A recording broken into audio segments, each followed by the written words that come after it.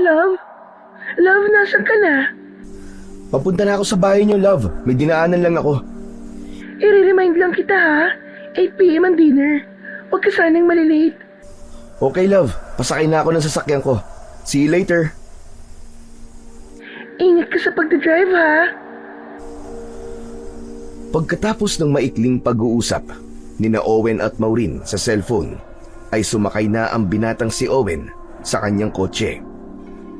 Agad na pinaandar ni Owen ang kanyang kotse matapos niyang masiguro na maayos ang pagkakalagay niya sa passenger seat ng paboritong bulaklak at cake ng kanyang nobyang si Maureen. Tinahak niya ang kahabaan ng kalsada, ngunit napamura siya nang malaman na ang nasa unahan niya ay traffic. Sa lahat ng pwedeng mangyari sa kanya sa gabing yun, ang maipit sa traffic ang pinakaayaw niya. Mamamanhikan kasi siya sa pamilya ni Maureen. Formal siyang hihingi ng permiso sa mga magulang ng nobya niya para pakasalan ito. Hindi siya pwedeng malate, lalo na't kilala niya ang mga magulang ni Maureen na ayaw sa mga taong late. Anak ng teteng naman oo. Kapag minamalas ka nga naman. Bakit naman ngayon pa nagkaroon ng traffic dito? Kinabig ni Owen ang manibela nang maalala ang isang one-way na kalsada na pwede niyang daanan. Mas malayo yun sa bahay ni Maureen, pero sa palagay niya ay mas mapapabilis ang pagdating niya sa bahay ng kanyang nobya kung dun siya dadaan kesa sumuong siya sa traffic na hindi na halos gumagalaw ang mga sasakyan. Kailangan ko ng bilisan. Dapat nandun na ako in 30 minutes. Narating na ni Owen ang one-way na kalsada. Bibihira ang dumadaan doon dahil walang ilaw ang mga poste doon at sinasabi na delikado ang daan dahil paliko-liko. Pero wala nang pakialam si Owen. Nilakasan niya ang ilaw ng headlights para mas makita niya ang kanyang dinaraanan. Napapitlag si Owen nang biglang tumunog ang cellphone niya na nakapatong sa dashboard. Kinuha niya yon at nakita niyang tumatawag si Maureen. Sinagot niya ang tawag at ni-loudspeaker yon. Oh love, kumusta na? Ikaw ang kumusta na, Owen? Nasaan ka na? On my way na. Alam kong papunta ka na, pero nasang park ka na nga. Nandito sa one-way na kalsada, yung pasigsag. Ano? Bakit diyan ka dumaan? Mas mapapalayo ka pa. Traffic kasi dun sa isang kalsada eh. Bumper to bumper talaga. Hindi na nga gumagalaw ang mga sasakyan eh. Kung dun ako dadaan baka madaling araw na ako makarating dyan sa bahay nyo. Sorry love. Hindi ko ini-expect na traffic dun eh. Saka maaga naman akong umalis sa bahay eh. Naiintindihan ko, Owen. Pero 20 minutes na lang ay magsisimula na ang dinner. Nandito na ang parents mo, love. Kilala mo sina mama at papa. Ayaw nila na nalilate. Alam ko naman yun love. Sorry talaga. Pero huwag ka mag-alala. Feeling ko naman nandyan na ako bago mag-start ang dinner natin. Okay, sige, love. Sasabihin ko na lang kina mama at papa na may tinapos ka pang work kaya malilate ka ng konti. Ako nang bahala. Basta mag-iingat ka sa pagdadrive, ha? Salamat, love. Sige, later na lang. Nagdadrive pa ako eh. Natapos na ang pakikipag-usap ni Owen kay Maureen. Nag-focus na siya sa pagmamaneho. Kahit one-way ang daan na yon, ay naging maingat pa rin siya. 7 taon na ang relasyon nila ni Maureen. Nagkakilala sila nung college at nagsimula ng manligaw si Owen ng panahon na yon. Kahit pa sinabi ni Maureen na hindi ito nagpapaligaw dahil pinagbabawalan pa ito ng mga magulang. Kaya kinaibigan na lang muna ni Owen si Maureen. Nang makatapos ng pag-aaral si Maureen, ay saka ipinagpatuloy ni Owen ang panliligaw sa dalaga. Makalipas ang 1 taon, ay sinagot na rin siya ni Maureen. Labis na nahirapan si Owen na makuha ang loob ng mga magulang ni Maureen. Mataas kasi ang standards ng mga ito sa magiging nobya ng nag-iisang anak ng mga ito. Kaya ginawa niya ang lahat upang maipakita sa mga magulang ng kanyang nobya na karapat-dapat siya kay Maureen. At lahat naman ng effort niya ay hindi nasayang dahil tuluyan din siyang natanggap ng pamilya ni Maureen. Ang totoo ay pangalawang beses pa lang na dumaan si Owen sa kalsadang yon. Hindi niya mawarian kung bakit bigla siyang kinabahan sa gitna ng kanyang pagmamaneho na para bang may hindi magandang mangyayari. Sigurado ko na kung meron mang hindi magandang mangyayari, ayun ang masasabon ako ng nanay at tatay ni Maureen kapag na-late ako. Medyo binilisan pa ni Owen ang pagpapatakbo ng kanyang kotse.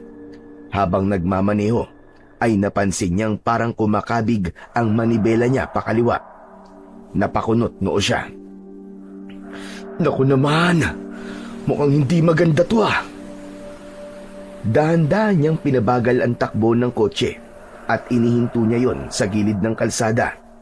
Bumaba si Owen na bitbit ang isang flashlight. Umikot siya sa kotse at nang sinilip niya ang harapang gulong sa kaliwa, ay bumungad sa kanya ang problema. Putik! Flat tire! Nagtungo si Owen sa likod ng kotse. Binuksan niya ang compartment at kinuha ang spare tire at jack. Lumuhod siya sa tabi ng flat na gulong at tinanggal muna ang takip. Pagkatapos ay kinuha niya ang wrench para paluwagin ang mga lagnat. Nang maluwag na ang mga tornilyo, ay hindi pa niya tuluyang tinanggal ang mga yon. Itinapat muna niya ang jack sa ilalim ng sasakyan. Hinigpitan niya ang jack at unti-unting inangat ang kotse. Nang makuha na ni Owen ang sapat na taas, ay sa kanya tuluyang tinanggal ang mga lagnat at hinugot ang flat na gulong. Kinuha niya ang reserbang gulong at maingat na isinuksok yon sa tamang pwesto. Ibinalik niya ulit ang mga lagnat gamit ang kamay, isa-isa, para sumakto sa mga thread. Matapos yon, ay hinigpitan na niya ang mga yon gamit ang wrench. Nang matiyak na ni Owen na ayos na ang lahat, ay ibinaba na niya ang kotse gamit ang jack. Ibinalik na niya sa compartment ang lahat ng ginamit niya sa pagpapalit ng gulong. Pawisan si Owen nang bumalik siya sa loob ng kotse. Itinodo niya ang aircon upang mawala kagad ang mainit na pakiramdam ng kanyang katawan. Ay nako! Sa dami naman ng oras na pwede kang ma-flat ngayon pa. Pambihira naman buhay to. Wala pang isang minuto, simula nang umandar muli ang sasakyan ni Owen, ay nakatanggap ulit siya ng tawag mula kay Maureen. Nang kunin niya ang cellphone niya, ay nakita niya na 10 minuto na ang lumipas simula nang sumapit ang 8:00. Inihanda na niya ang sarili niya na mapapagalitan siya ng kanyang nobya bago niya sinagot ang tawag nito. Owen, nasan ka na ba talaga? Naghahanda na sila dito ng dinner. Sorry Maureen ha, naflatan kasi ako ng gulong kaya nagpalit pa ako. Bakit kasi hindi mo muna chinek kanina bago ka nag-drive? Owen naman, mukhang naiinis na sila mama at papa. Dapat nandito ka na. I-remind lang kita ha, hindi to basta dinner lang. Mamamanihikan ka sa amin. Alam ko love, alam ko. Sorry talaga. Hayaan mo, bibilisan ko na. Siguro in 10 minutes ay nandyan na ako. Dahil sa kausap ni Owen si Maureen gamit ang cellphone, ay nawala ang focus niya sa pagmamaneho. Nagulat na lang siya nang may taong biglang tumawid. Hindi na niya nagawang iwasan ang taong yon at nabangga niya ito. Agad siyang nagpreno at nakita niya kung paano nagpagulong-gulong ang isang lalaki sa gitna ng kalsada. Shit, Maureen! Mamaya na lang tayo mag-usap, okay? Bakit? Bakit ano nangyari, love? Hindi na sinagot ni Owen ang tanong ni Maureen at inend na niya ang tawag. Huminga ng malalim si Owen habang malakas ang kabog ng dibdib na nakatingin sa lalaking padapang nakahiga sa gitna ng kalsada. Hindi niya alam ang gagawin at labis ang pagkalimbal niya, lalo na't yun ang unang beses na nakasagasa siya ng isang tao sa ilang taon ng kanyang pagmamaneho. Diyos ko po! Nakapatay yata ako! Nang bahagyang gumalaw ang kamay ng lalaking nabangga ni Owen, ay nakahinga siya ng maluwag. Agad siyang bumaba at nilapitan ang lalaki. Nang hilakbot siya, nang may dugong umaagos mula sa ulo nito. Nagpalinga-linga si Owen. Nang sandaling yun ay nawala na sa isip niya ang pamamanhikan sa pamilya ni Maureen dahil sa nangyari. Lumuhod siya sa tabi ng lalaki at bahagya itong tinapik sa likod. Boss, dadaling kita sa ospital ha? Kaya mo bang tumayo? Hindi gumalaw o nagsalita man lang ang lalaki. Pinulsohan niya ito at nalaman niyang buhay pa nga ito. Bumalik si Owen sa kotse. Binuksan niya ang pinto sa may backseat at sa kanya muling binalikan ang lalaki. Nagdasal na lang si Owen na sana ay walang bali sa katawan ng lalaki nang binuhat niya ito. Malaki at matangkad ang lalaki, kaya nahirapan siya, ngunit nagtagumpay naman siyang maisakay ito sa likod ng kanyang kotse. Matapos yun, ay umupo na siya sa driver's seat at bago niya paandarin ang sasakyan, ay huminga muna siya ng malalim. Kalma lang, kalma. Kumalma ka, Owen. Buhay pa siya, okay? Buhay pa siya. Ang kailangan mo lang gawin ay dalhin siya sa ospital. Hindi mo sinasadyang mabangga siya. Aksidente ang nangyari. Ngunit nang papaandarin na niya ulit ang sasakyan, ay napasigaw siya nang may kamay na kumapit sa balikat niya. Paglingon niya, ay nakita niya ang lalaki na nakaupo na. Tulungan mo ko. Tulungan mo ko. Ilayo mo ko rito. Oo. Huwag ka mag-alala, boss. Dadaling kita sa ospital. Sorry kung nabangga kita kanina kasi hindi kita napansin eh. Muling napasigaw si Owen nang may narinig siyang kumalampag sa ibabaw ng kotse. Parang may kung anong malaking bagay ang biglang bumagsak doon. Napansin niya ang takot na lumukob sa mukha ng lalaki. Nakatingala ito at parang nakikiramdam. Nandito na sila. Nasundan nila ako. Ano? Sino? Sino sila? Parang awa mo na. Paandarin mo na itong sasakyan mo. Ilayo mo ako rito, bilisan mo! Naguguluhan man, ay pinaandar na ni Owen ang sasakyan. Panay ang sulyap niya sa rearview mirror upang tignan ang lalaki. Hindi pa rin nawawala ang takot nito. Napansin din niya ang mga sugat nito sa muka na sa tingin niya ay hindi nito nakuha sa pagkakabangga niya rito. Boss, kumusta pa lang pakiramdam mo? Huwag mo na akong kausapin. Magmaneho ka na lang. Bilisan mo. Nag-aalala lang naman ako sa iyo eh. Pero siguro ay meron naman tayong madadaanan ng ospital dito kapag nakalabas na tayo ng kalsadang ito. Huwag mo akong dadalhin sa ospital. Masusundan nila ako ron. Papatayin nila ako. Biglang kinabahan si Owen sa sinabi sa kanya ng lalaki. Pakiramdam niya ay bigla siyang napunta sa isang napakalaking problema na hindi pa niya alam kung ano. Pare, teka. Ayoko ng gulo ha. Sa ayaw at sa gusto mo, dadaling kita sa ospital. Ang dami mong sugat. Saka huwag ka mag-alala kasi sagot ko ang lahat ng gagastusin mo sa ospital. Kahit na ibigay ko pa sa iyo mga sahod mo sa mga araw na hindi ka makakapagtrabaho. Hindi. Sige na, bilisan mo. Hindi ko kailangan ng pera. Wawa, sa lahat ng nabangga, ikaw ang tumatanggi sa tulong mula sa nakabangga. Siguro mayaman ka, no? Sandali. Ang sabi mo may gustong pumatay sa'yo. Kung tama ako, mayaman ka. Ibig bang sabihin ay may kumidnap sa'yo? Oo, tama ka. Meron nga. At mabuti na lang, nakatakas ako sa kanila. Muling huminga ng malalim si Owen habang pilit siyang nagfo-focus sa daan. Kailangan pala isamahan din kita sa mga pulis para makapagsampa ka ng kaso. Walang maitutulong ang mga pulis sa mga gustong pumatay sa akin. Ano? Sino bang gustong pumatay sa'yo? Anong klaseng sindikato ba yan? At takot na takot ka? Mga aswang. Mga aswang sila.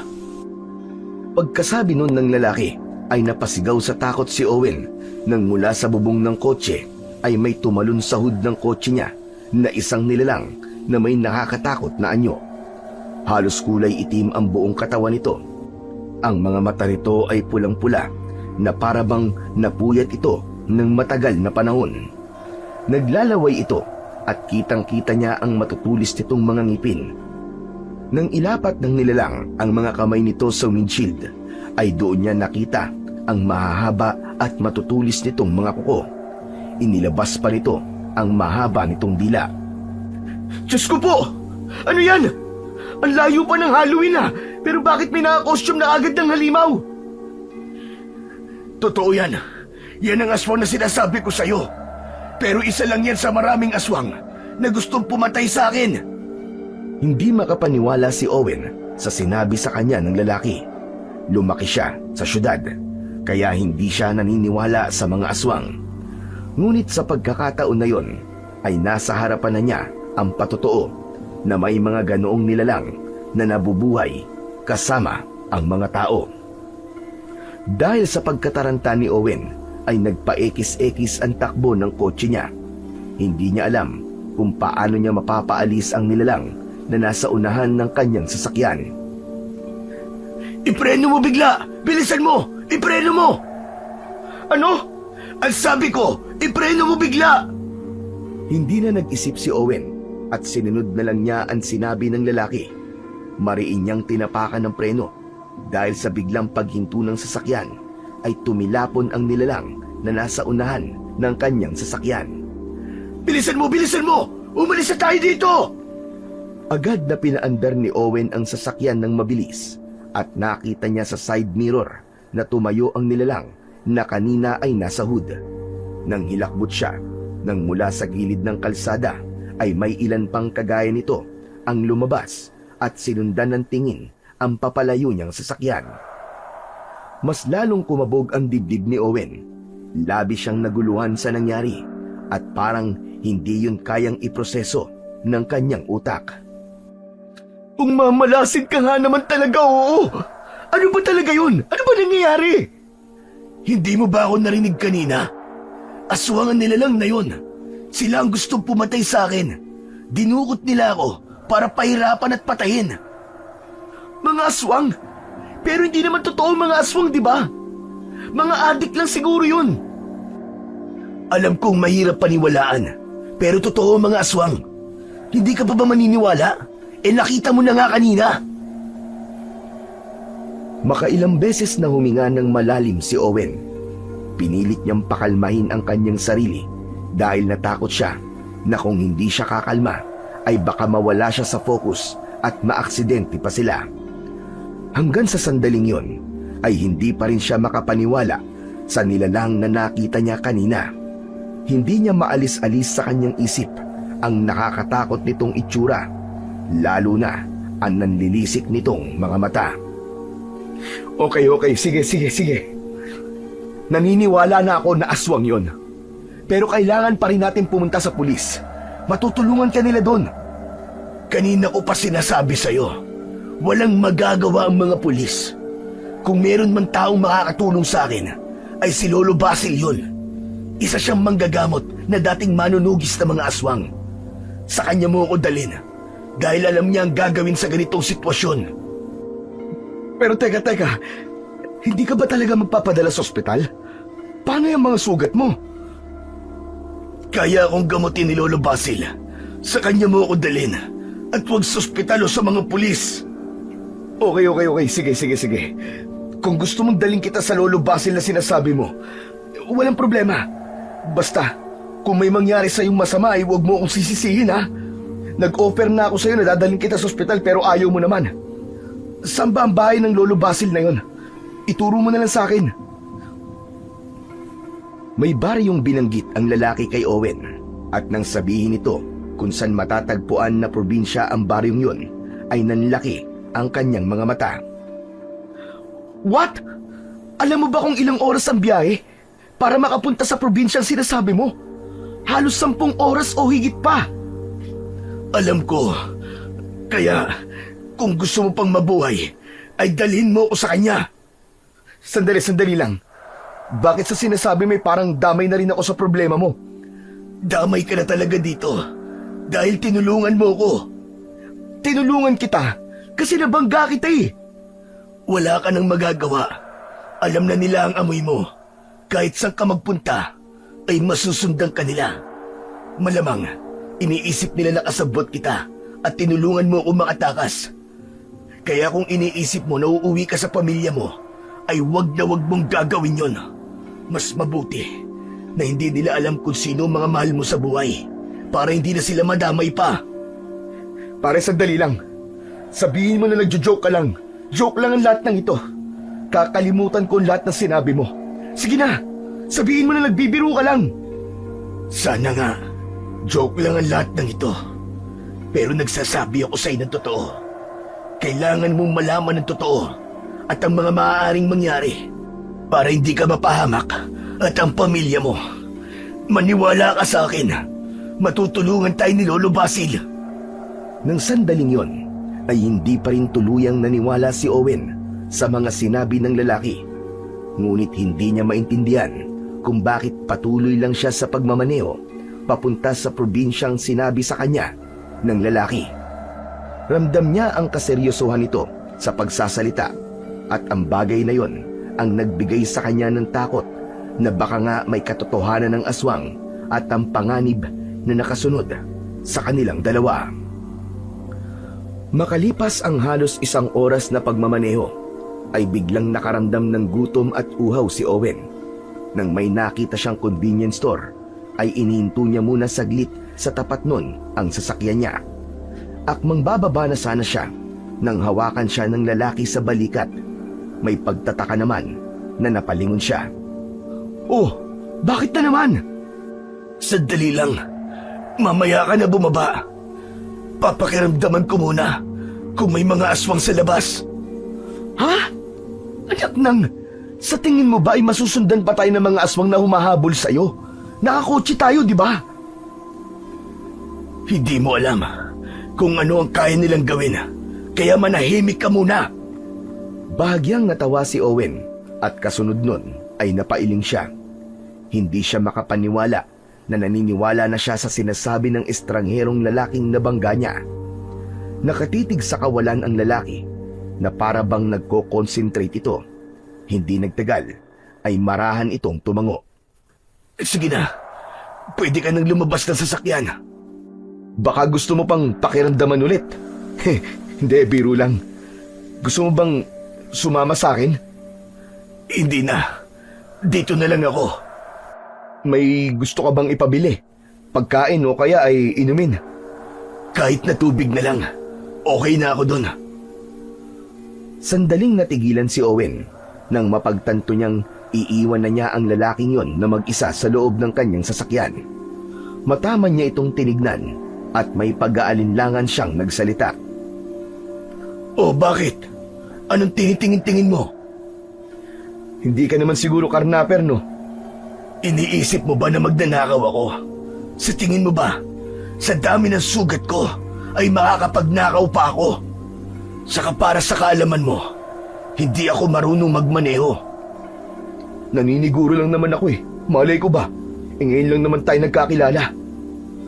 Okay, sige na. May tiwala na ako sa'yo. Dito ka lang ha. Hintayin mo ko. Bagamat hindi pa rin buo ang tiwala ni Owen sa lalaki, ay lumabas na siya ng kotse. Nagugutom at nauuhaw na siya at hindi niya kayang tiisin pa yun. Pumasok siya sa loob ng convenience store at tumingin ng magugustuhan niya. Kumuha siya ng basket at doon niya inilagay ang mga pinamili niya. Bumili siya ng 4 na bote ng tubig, 2 energy drink, mga chichirya, tinapay at sandwich. Nagpunta na siya sa counter at binayaran yun. Pagbalik ni Owen sa loob ng kotse, ay napangiti siya ng malaki nang makitang naroon pa rin ang lalaki. Inabot niya dito ang 1 bote ng tubig at sandwich. Oh, yan ah. Sinamahan ko na rin ng sandwich at baka gutom ka na rin eh. Dito na lang din tayo kumain bago tayo bumiyahe. Kung ganun, ang ibig mo sabihin ay ihahatid mo na ako sa bahay ng Lolo Basil ko. May magagawa pa ba ako? 1 oras na tayong bumabiyahe. Maraming salamat talaga sa'yo. Napakalaki ng tulong mo sa akin. Oo nga pala, hindi ko pa pala alam ang pangalan mo. Ako nga pala si Sergio.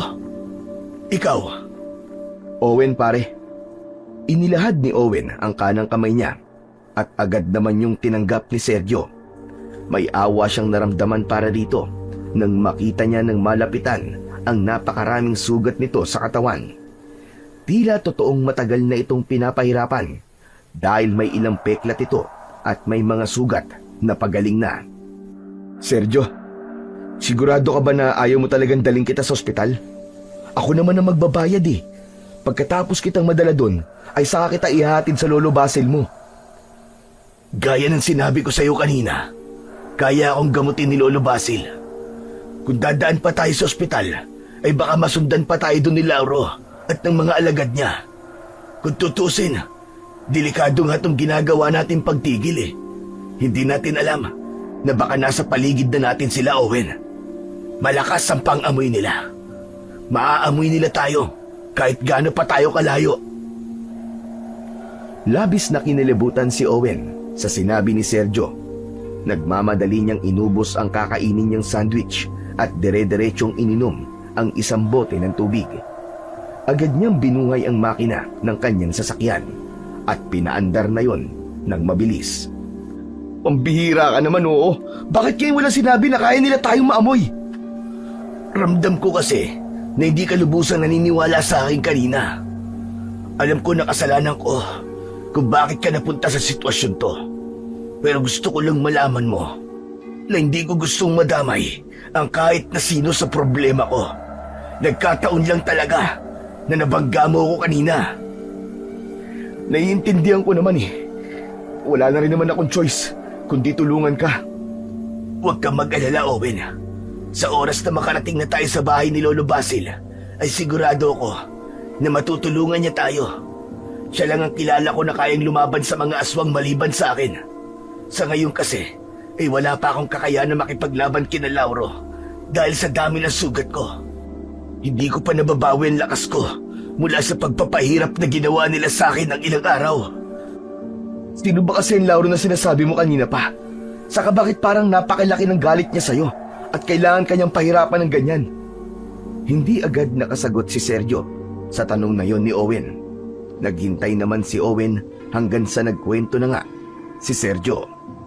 Ayon kay Sergio, hindi daw sa nagyayabang ito, ngunit isa daw itong mahusay na manunugis ng mga aswang.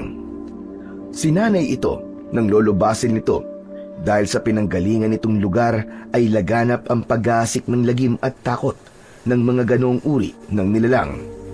Hanggang sa maging ang mga taga-ibang lugar ay humihingi na rin ng tulong kay Sergio kapag may nanggugulong aswang.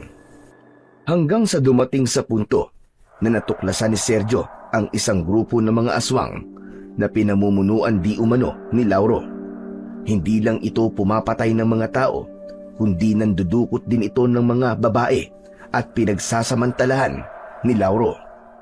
Ang nobya kong si Clarissa ay isa sa mga dinukot ni na Lauro. Matapos nilang babuyin si Clarissa, ay pinakawalan nila ito. Pero sa kasamaang palad, hindi na kinaya ni Clarissa ang epekto sa pagkatao niya nang ginawa ni na Lauro sa kanya. Ano nangyari sa girlfriend mo pagkatapos niyang makatakas? Nagpatiwakal siya, Owen. Kaya simula nun, ay sumumpa na ako. Nagaganti ako sa grupo ni na Lauro, lalo na kay Lauro. Inisa-isa ko mga alagad niya at ginamit ko ang lahat ng nalalaman ko sa pagtugis ng mga aswang. Binalaan ako ni Lauro na kapag hindi ako tumigil, ay papatayin niya ako. Pero hindi talaga ako tumigil. Nang magtagumpay sila na madukot ako, ay dinala nila ako sa isang tagong lugar sa syudad at doon nila ako pinahihirapan. Mabuti na lang at nagawa ko makatakas, pero hindi pa rin ako ligtas hanggat hindi namamatay si Lauro. Napalunok ng laway si Owen. Hindi niya akalain na ganun kahirap ang naranasan ni Sergio dahil lang sa ipinaglaban nito ang tama at tumulong lang ito sa mga tao. Naawa rin siya sa nobya nito na hindi kinaya ang lahat at mas pinili na lamang na bawiin ang sariling buhay. Isang mahabang katahimikan ang namayani sa dalawang lalaki. Itinuon na lang muna ni Owen ang atensyon sa madilim na daan at sa pagmamaneho. Ilang beses siyang nagpakawala ng malalim na paghinga. Minsan ay hindi niya maiwasang sulyapan si Sergio mula sa rearview mirror. upang tignan ang lagay nito. Kung siya ang masusunod, ay nais niya itong dalhin sa ospital. Pero dahil sa kakaiba nitong sitwasyon, ay mas pinili na lang niyang makinig sa sinabi nito na kailangan nilang makapunta sa tinutukoy nitong si Lolo Basil. Maya-maya pa ay muling sinubukan ni Owen na makipag-usap kay Sergio. Sergio, sigurado ako na mahal mo si Clarissa para ipaghiganti mo siya sa isang grupo ng mga aswang. Mahal na mahal ko talaga siya. Kaya kahit alam ko na delikado ang babanggain ko, ang isang grupo ng mga aswang, ay binangga ko pa rin si Lauro. Ikaw, Owen, may nobya o asawa ka na ba? Sasagutin sana ni Owen ang tanong ni Sergio, ngunit bigla siyang nanlamig. Naalala niya si Maureen at ang pagpunta niya sana sa bahay ng mga ito para mamanhikan. Napatingin siya sa orasan ng kanyang kotse at doon niya napagtanto na 2 oras na ang nakakalipas matapos ang 8:00 ng gabi. Napamura si Owen at agad niyang itinabi ang sasakyan. Huminto siya sa gilid ng kalsada at agad niyang kinuha ang kanyang cellphone. Lalabas sana siya ng kotse pero napahinto siya nang magsalita si Sergio. Bakit mo inihinto ang sasakyan? At bakit ka lalabas? Nakalimutan mo na ba sinabi ko kanina? Malaki ang posibilidad na nakasunod si Lauro at ang mga alagad niyang aswang sa atin ngayon. Alam ko yun, pero yung girlfriend ko kasi na si Maureen eh. Daig pa nun ng isang grupo ng mga aswang kapag nagalit siya sa akin. Ano? Aswang ang nobya mo? Anak nang, hindi. Basta. Kailangan ko na siya makausap ngayon. Mabilis lang ako. Owen, hindi magandang huminto tayo. Tapos lalabas ka pa ng sasakyan. Hindi na pinakinggan ni Owen si Sergio. Lumabas na siya ng kotse at agad na hinanap ang number ni Maureen at tinawagan niya yon. Habang nagriring, ay panay na ang dasal ni Owen na sana ay maintindihan ni Maureen ang sitwasyon niya kahit hindi siya sigurado kung papaniwalaan ba siya nito. Sa bilis ng mga pangyayari kanina ay nawala na sa isip niya ang pupuntahan niya sa gabing yon. Makalipas ang ilang ring ay sumagot na si Maureen. Wala siyang narinig na boses sa kabilang linya. Kahit hindi niya nakikita si Maureen, ay tila nakikita niya sa utak niya na kulang na lang ay umusok ang ilong nito sa labis na galit at inis. Love, alam kong galit ka sa akin eh. Sorry ha. Hindi ang sorry mo ang kailangan ko, Owen. Ang gusto ko ay magpaliwanag ka.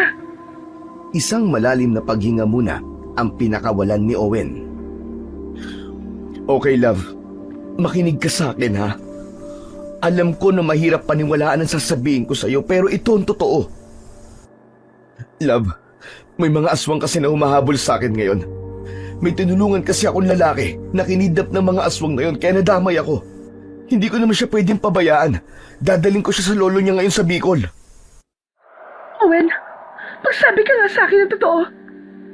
Gumagamit ka ba ng ipinagbabawal na gamot na hindi ko alam? Anong aswang ang pinagsasasabi mo? Kanina sabi mo sa akin na flatan ka. Tapos ngayon aswang na naman? Owen, lahat na lang ba ng dahilan ay sasabihin mo sa akin? Alam mo ba na umuwi na ang mga magulang mo? Kasi nainip na sila sa kakahintay sa'yo. Pati nga sina mama at papa, inis na inis sa'yo. Kung ayaw mong mamanhikan, sabihin mo lang. At hindi yung ganyan na puro ka dahilan. At kung magsisinungaling ka na naman sa mga reason mo, siguraduhin mo naman na kapanipaniwala. Maureen, nagsasabi ako sa'yo ng totoo. May aswang talaga na humahabol sa akin ngayon. Hindi ako nagsisinungaling sa'yo. Kilala mo ako, Maureen, hindi ako sinungaling. Alam kong mahirap paniwalaan ang sinasabi ko. Pero yung kasi ang totoo, kaya please, love. Ikaw na lang ang magpaliwanag kina mama at papa mo. Hindi ko gagawin yan. Ikaw ang magpaliwanag sa kanila. Ayokong isipin nila na nasisiraan ako ng ulo. Kasi sasabihin ko, kaya hindi ka na nakapunta sa pamamanhikan mo ay dahil may mga aswang na humahabol sa'yo. Magsasalita pa sana si Owen nang biglang bumaba ang bintana sa may backseat. Mula roon ay sumilip si Sergio na may pag-aalala sa muka. Owen, pumasok ka na. Kailangan na nating umalis. Nararamdaman ko na malapit na sila. Teka, sino yung narinig ko nagsalita na lalaki? Love, yun nga yung sinasabi ko sa yung lalaking tinulungan ko. Owen, bilisan mo! Tara na! Love, tatawagan na lang kita mamaya uli ha. Kailangan na naming umalis eh. Owen, I'm warning you. Huwag mong puputulin ang tawag. Hindi sununod ni Owen si Maureen.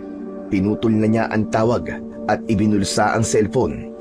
Bubuksan na sana niya ang pinto ng kotse nang may naramdaman siyang magaspang na kamay na humawak sa kanyang balikat.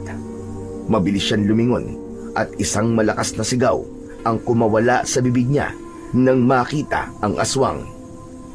Hinawakan ng aswang ang magkabila ang balikat ni Owen. Sa isang iglap ay naramdaman niyang inangat siya nito at malakas na ibinilibag sa kalsada.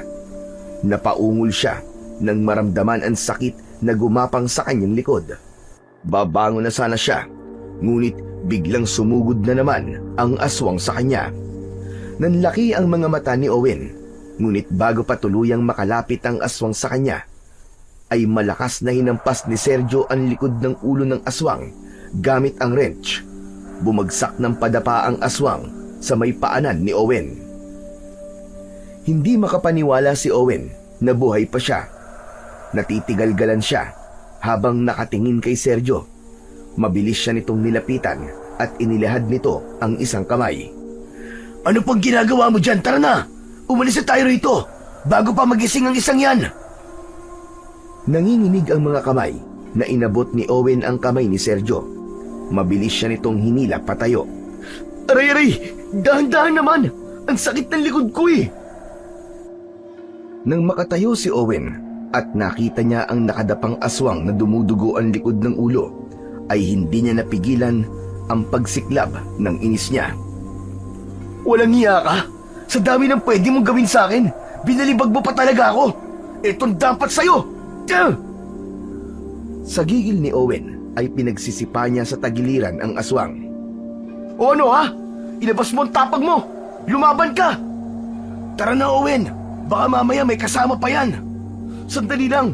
Hindi pa ako satisfied eh! Patuloy sa pagsipa si Owen sa aswang. Malakas ang loob niyang gawin yon dahil sigurado siya na patay na yon. Ngunit laking gulat niya nang biglang gumalaw ang aswang at hinawakan nito ang binti niya. Pilit niyang hinila ang binti niya pero masyadong mahigpit ang pagkakahawak doon ng aswang. Umangat pa ang ulo nito at tinignan siya nito na nanlilisik nitong mga mata. Sergio! Sergio, tulungan mo ako! Tulungan mo ako! Napailing si Sergio at muli nitong hinampas ang likod ng ulo ng aswang gamit ang wrench. Hindi lang isang beses nitong hinampas yun, kundi paulit-ulit hanggang sa tuluyang nadurog ang bungo ng aswang at kumalat ang durog nitong utak. Nang pakawalan na si Owen ng aswang, ay agad siyang tumakbo papasok sa kotse. Pagkaupo niya sa driver's seat, ay humawak siya sa manibela habang habol ang paghinga. Hindi nagtagal, ay sumakay na rin si Sergio sa may backseat. Sa susunod kasi, makikinig ka sa akin. Ako ang nakakaramdam sa kanila. Kapag sinabi kong malapit na sila, malapit na talaga sila. Eh kasi naman kausap ko pa yung girlfriend ko eh. Nagpapaliwanag ako sa kanya kung bakit hindi ako nakapunta sa pamamanhikan ko sa bahay nila. Saka mo na siya kausapin kapag natapos na ang problema. Sergio, sa tingin mo ba ay buhay pa tayo bago tayo makarating sa lolo Basil mo? Sisikapin natin. Ayoko magsalita ng tapos. Pero huwag kang mag-alala. Kahit nanghihina ako, ay gagawin ko ang lahat para protektahan ka. Kinakabahan man, ay pinaandar pa rin ni Owen ang kanyang sasakyan. Simula noon, ay naging tahimik na siya. Tumakbo sa isip niya na seryoso na talaga ang sitwasyon na kinakasadlakan niya. Kanina, nang umatake ang aswang sa kanya, ay inakala niyang katapusan na talaga niya. Kung hindi siya tinulungan ni Sergio, malaki ang posibilidad na isa na lang siyang kwento ng oras na yon. Hindi inakala ni Owen na ang gabi na sana ay mamamanhikan siya sa pamilya ng kanyang nobya ay magdadala sa kanya sa isang sitwasyon na kahit sa panaginip ay hindi niya naisip. Manaka-naka ay sumusulyap siya sa side mirror dahil sa takot na baka merong nakasunod sa kanila, habang si Sergio naman ay nakasandal sa upuan sa likod. Bakas sa mukha nito ang pagod. Sa bawat pagliko nila ay pakiramdam ni Owen na lumalayo siya, lalo sa kanyang normal na buhay. Hindi niya alam kung buhay pa ba silang makakarating sa kanilang destinasyon, pero nangako siya sa kanyang sarili na gagawin niya ang lahat para makaligtas, dahil kailangan pa nilang mag-usap ni Maureen at ng kanyang buong pamilya. Alauna na ng madaling araw, pero patuloy pa rin sa pagmamaneho si Owen. Sa likod niya ay nakapikit si Sergio. Hindi niya sigurado kung nakapikit nga lang ba ito o nakatulog na ito. Tutok na tutok ang mata ni Owen sa madilim na kalsada. Panay ang dasal niya na sana ay wala ng aswang ang humarang sa kanila. Hanggang sa nakaramdam na ng antok si Owen, inabot niya ang energy drink na nasa brown bag. Binuksan niya yon at dire-diretsong ininom ang laman nun. Ipinilig niya ang kanyang ulo at sinampal-sampal pa ang kanyang pisngi para mawala ang antok niya. Naningkit ang mga mata ni Owen nang may nakita siyang tila gumagalaw sa may gilid ng kalsada. Mas nilakasan niya ang headlight at nanlaki ang mga mata niya nang makita niya na isa yung babae na duguan. Mas binilisan niya ang pagpapatakbo at nang malapit na siya sa babae ay nagdahan-dahan siya. Maingat niyang inihinto ang kotse sa gilid ng kalsada. Lumingon siya kay Sergio at nakapikit pa rin ito at mukhang napakalalim ng tulog. Hindi na inabala pa ni Owen ang pagpapahinga ni Sergio at mag-isa at tahimik siyang bumaba ng kotse upang tulungan ang nakahandusay na babae sa gilid ng kalsada. Nang malapitan niya ito ay mas lalo siyang naawa dahil puno ng dugo ang buong katawan nito. Bali ang isa nitong binti at nahinuha niyang na-hit and run ito. Miss okay ka lang ba? Ay, oo nga pala. Bakit ko ba tinatanong kung okay siya? Sa itsura niya siguradong hindi siya okay. Hindi gumalaw ang babae. Pinulsuhan ito ni Owen at kahit paano ay may pag-asa siyang naramdaman nang mapagtantong buhay pa ito. Ang totoo, malakas ang pulso ng babae, kaya malaki rin ang posibilidad na mabuhay ito. Lord naman, talagang 2 tao ba ang kailangan kong tulungan ngayon? Anak ng putya naman, oo. Pero hindi bale. Siguro naman hindi to gaya ni Sergio na hinahabol ng aswang. Nag-isip si Owen. Tinignan niya ang babae kung meron ba itong ibang pinsala bukod sa bali nitong binti. Sa dami kasi ng dugo nito sa katawan at damit, ay hindi niya malaman kung nasaan ang mga sugat nito. Hanggang sa nagdesisyon na siyang buhatin ang walang malay na babae. Maingat niya itong itinihaya at doon niya nakita ang napakaamo nitong muka. Sinikap ni Owen na hindi magalaw ang baling binti ng babae nang buhatin niya ito gamit ang kanyang mga braso. Hindi naman ganon kabigat ang babae. Nang naglalakad na siya papunta sa kotse, ay naramdaman niyang gumalaw ng bahagya ang babae. Kumapit ang mga kamay nito sa batok niya at napatingin siya sa babae.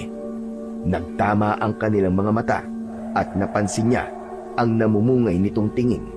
Napahinto naman sa paglalakad si Owen. Miss, mabuti naman at nagkamalay ka na. Huwag ka mag-alala. Idadaan na muna kita sa ospital. Ano ba nangyari sa'yo? May nakabangga ba sa'yo tapos nilakbuhan ka? Hindi umimik ang babae. Nanatili lang itong nakatingin kay Owen, pero kapansin-pansin na pailalim kong ito ay tumingin. Hanggang sa biglang ngumiti ang babae ng napakalaki. May kilabot na naramdaman si Owen sa paraan ng pagkakangiti nito sa kanya. Teka, bakit ka ngumingiti ng ganyan? Baka nagkakagusto ka sa akin, ha? Oo, alam kong gwapo ako at tinulungan kita. Pero ipapaalam ko lang sa iyo na may girlfriend na ako at mahal ko siya. Biglang nagbago ang mukha ng babae. Mabilis na naglaho ang maamo nitong muka. Naging mabalasik ang itsura nito at namula ang mga mata nito. Bukod doon, ay naging matulis ang mga ngipin nito at humaba ang dila nito na parang sa ahas. Malakas na napasigaw si Owen nang mapagtanto niyang isang aswang pala ang babaeng yon na tinulungan niya. Agad niya yung binitiwan, pero mahigpit ang pagkakakapit nito sa batok niya. Ramdam niya na unti-unti nang bumabaon ang mga kuko nito sa kanyang balat. Dahil sa desperado siyang makawala mula sa babaeng aswang, ay kinagat niya ng mariin ang braso nito. Nang mabitiwan siya nito, ay malakas niya itong sinipa. Gumulong ang aswang at natumba. Nang hilakbot siya, nang tumunog ang buto nito sa binti, at ang bali nitong binti ay naging maayos na. Mabilis na tumayo ang aswang at humarap kay Owen. Natatakot na napaatras si Owen. "Grabe ka!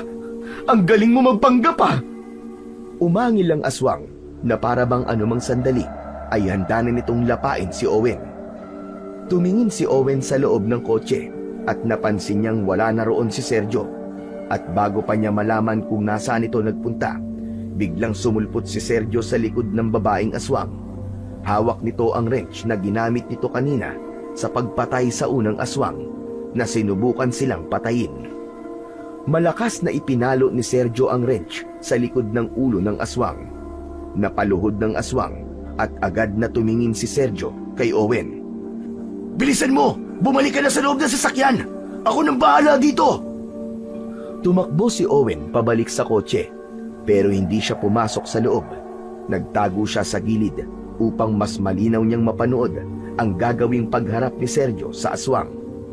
Agad na nakipagpambuno si Sergio sa aswang.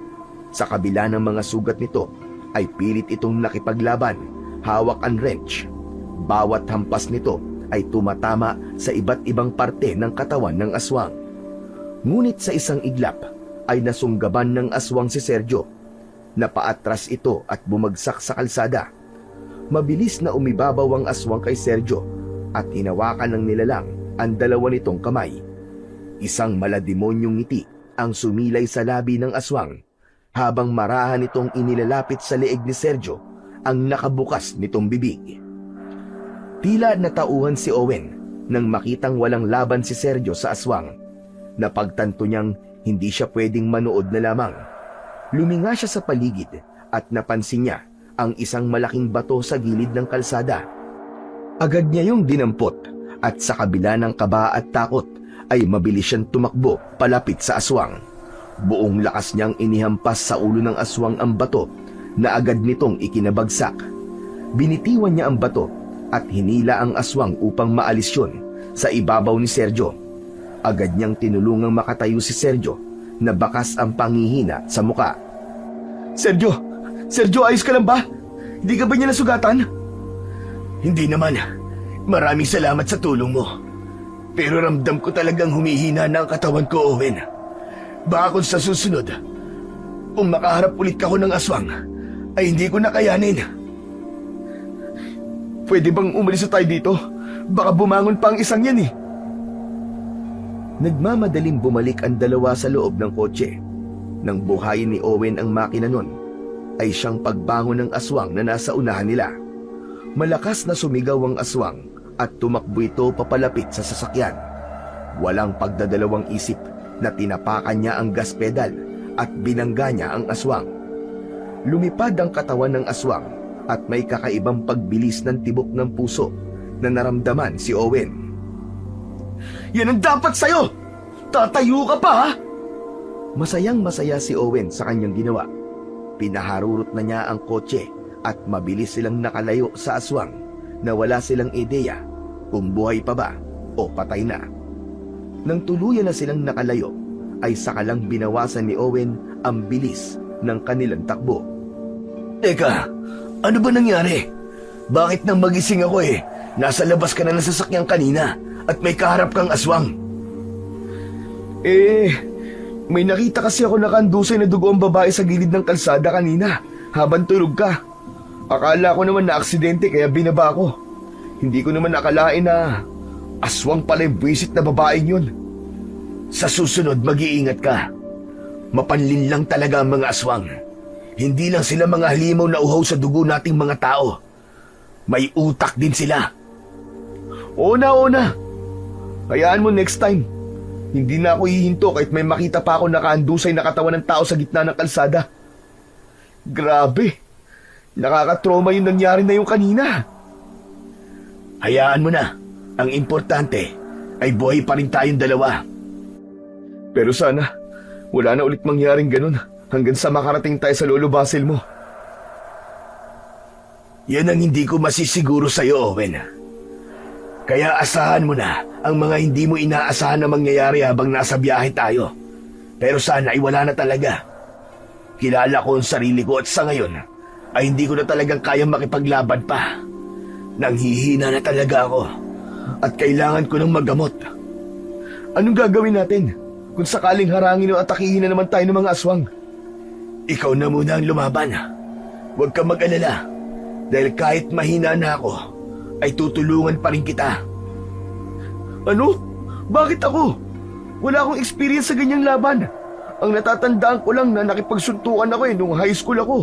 Kasi nilagyan ng kaklase ko ng bubblegum ang buhok ko. Bukod dun, hindi na ako nakipag-away. Owen, kailangan mong lumaban kung gusto mo pang makita ang girlfriend mo at makauwi ng buhay sa pamilya mo. Sa sinabing yun ni Sergio, ay biglang natahimik si Owen. Alam niya na sa sandaling yun ay nag-aalala na ang kanyang mga magulang para sa kanya. At kahit galit si Maureen sa kanya, sigurado siya na maging yun ay iniisip kung ano na nga ba talaga ang nangyayari sa kanya. Kapag talaga natapos ang lahat ng to, uuwi kagad ako sa bahay namin at yayakapin ko ang nanay at tatay ko. Tapos, pupuntahan ko si Maureen sa bahay nila. Hihingi ako ng sorry sa kanya at sa parents niya. Alam mo, Sergio, nang dahil sa nangyayaring to sa atin ngayon, ay sobra ko na-appreciate ang buhay. Totoo pala yung sinasabi ng ilan na sobrang precious ng oras, no? Hindi mo talaga alam kung kailan ka kukunin ni Lord. Kaya dapat ay sinusulit natin ang bawat oras na kasama natin ang mga mahal natin sa buhay. Bakit ka naman biglang nagdrama dyan? Hindi ako nagdadrama, no? Nagsasabi lang ako ng mga na-realize ko. Nagbibiro lang ako. Totoo lahat ang mga sinabi mo, Owen. Naiintindihan kita. Noon, masyado rin akong tutok sa pagliligtas ng ibang tao. At hindi ko naisip na kailangan ko rin palang protektahan ng mga taong malalapit sa puso ko. Hanggang sa nangyari na nga ang mga nangyari sa nobya ko. Grabe ang naging pagsisisi ko nun. Kaya mabilis akong nilamon ng galit. Alam kong masakit pa rin sa'yo ang nangyaring yun. Pero isipin mo na lang na may dahilan kung bakit nangyari yun. Mahirap man mahanap ang sagot ngayon, pero darating din ang araw na malalaman mo rin ang kasagutan. Hindi ako naniniwala sa ganyan, Owen. Sadyang may mga halanglang talaga ang kaluluwa sa mundong to. Kaya ang dapat sa kanila ay pinaparusahan at ipinaparamdam sa kanila ng triple ang sakit na pinaranas nila sa kanilang mga naging biktima. Hindi na kinontra pa ni Owen ang opinyon na yon ni Sergio. Alam niya na puno pa ng galit ang puso nito at hindi maganda na salungatin niya kung ano ang nasa isip nito at kung ano ang mga pinaniniwalaan nito. Pero humiling siya na sana ay dumating ang araw na magagawa nitong hanapin ang kapayapaan sa puso nito at matanggap na nito ang mga masasakit na nangyari sa kanyang buhay. Nakarating na sina Owen at Sergio sa probinsya na kanilang kailangang puntahan. 4:00 na ng madaling araw at ang tanging gusto ni Owen ay tuluyan ng sumikat ang araw para sigurado siya na wala ng aswang ang haharang sa kanila. Makalipas ang 1 oras ay bahagya ng sumisikat ang araw sa silangan. Nailing si Owen nang mapansin niya na kaunti na lamang ang gas ng kanyang sasakyan. Nang may nadaanan silang gas station ay nagpagas muna sila. Pina-full tank niya na yon para hindi na sila pahinto-hinto kapag paubos na naman ang gas nila. Matapos makapagpagas ay itinabi niya ang kotse sa isang sulok ng gasolinahan. Sergio, gagamit lang muna ako ng banyo . Ikaw ba? Sige, sasama na ako sa'yo. Sabay silang bumaba ng sasakyan at tinungo nila ang banyo sa gasolinahan. Nang pumasok si Owen sa isang cubicle at nakaupo na siya sa inidoro, ay napatulala siya. Natawa siya ng bahagya dahil hindi pa rin siya makapaniwala sa mga nangyari simula kagabi. Bigla niyang naalala si Maureen, kaya kinuha niya sa bulsa ng pantalon ang cellphone niya. Napakaraming chat ni Maureen sa kanya at halos iisa lang ang sinasabi nito. Pinapatawag siya nito at kailangan nilang mag-usap. Ayaw muna sanang makausap ni Owen si Maureen, pero naisip niya na baka mas matindi na ang galit nito, kaya tinawagan niya ito na agad naman nitong sinagot. Owen! Ano ba talaga nangyari? Please magsabi ka sa akin ng totoo. Ayaw mo na ba akong pakasalan? Gumagawa ka lang ba ng kung ano-anong dahilan para hiwalayan ako? Maureen, ano ka ba naman? Saan nanggagaling yung mga sinasabi mo na yan? Nag-explain na ako sa'yo, di ba?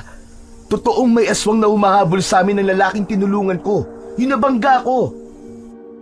Tumigil ka! Walang aswang! Hindi sila totoo! Ano ba, Owen?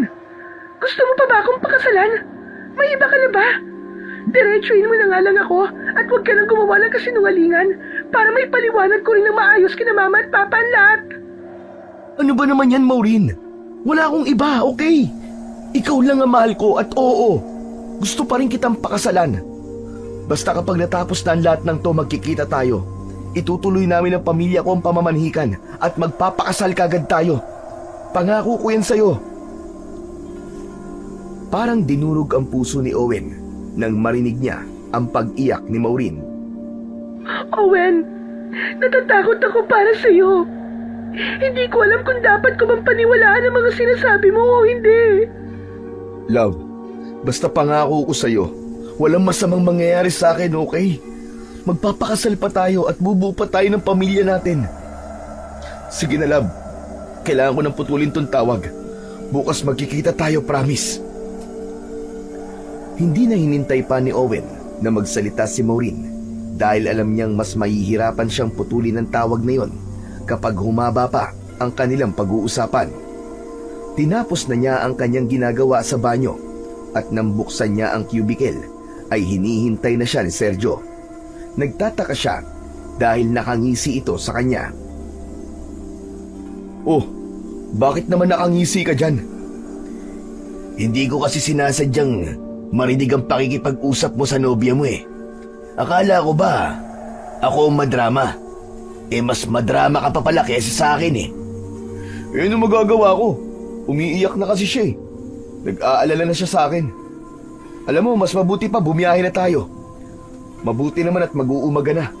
Siguro naman eh, wala nang aswang ang susunod sa atin. Tama ka, wala na nga. Pero hindi ibig sabihin nun, naligtas na tayo. Kailangan nating mapatay muna si Lauro para masiguro natin na hindi niya na tayo susundan. Gaya na sinabi ko sa iyo kanina, kung gusto mong hindi maging biktima ni Lauro ang mga mahal mo sa buhay, ay huwag ka munang babalik sa kanila hanggang buhay pa si Lauro. Oo na, naiintindihan ko naman eh. Kaya nga sana, matulungan tayo ng Lolo Basil mo para matapos na ang lahat ng to. Tumangulang si Sergio. Matapos yun, ay magkasabay na silang lumabas ng banyo. Habang naglalakad papunta sa kotse, ay napansin nila ang isang matangkad na lalaki na nakasandal sa kotse. Nakatingin ang lalaki sa kanila ng matalim pero nakangisi. Biglang may kung anong kilabot ang gumapang sa buong katawan ni Owen. Napahinto silang dalawa sa paglalakad. Tinapik siya ni Sergio sa balikat at bumulong. Si Lauro yan. Nasundan na niya tayo. Anong gagawin natin? Huwag ka mag-alala. Hindi yan gagawa ng kung ano. May ibang tao sa paligid. Sigurado ka ba? Hindi na sumagot si Sergio. Marahang naglakad si Lauro palapit. May kalakihan ng katawan nito at sa tansya ni Owen ay nasa 50 na ang edad nito. Huminto si Lauro sa tapat nila at matalim itong tinignan ni Sergio na para bang nais na nitong saktan si Lauro. Maswerte ka pa rin talaga, Sergio. At sino itong tumutulong sa'yo? Hindi mo na kailangan malaman. At kung may balak ang saktan siya, ay huwag kang magtangka. Ako lang ang kailangan mo, Lauro. Ako lang ang saktan mo. Inuutusan mo ba ako? Pasensya ka na, pero damay na siya rito. Ipinasok mo siya sa sitwasyon mo, kaya wala na akong magagawa, kundi ang patayin siya, gaya ng balak kong gawin sa'yo.